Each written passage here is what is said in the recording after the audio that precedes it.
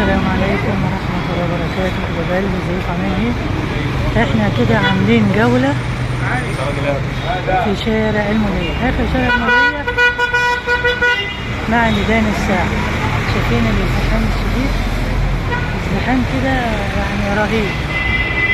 وهنا محلات الفول، الميدان فول وطعمية عنده زحمة جدا، كل الناس هنا زحمة زحمة زحمة.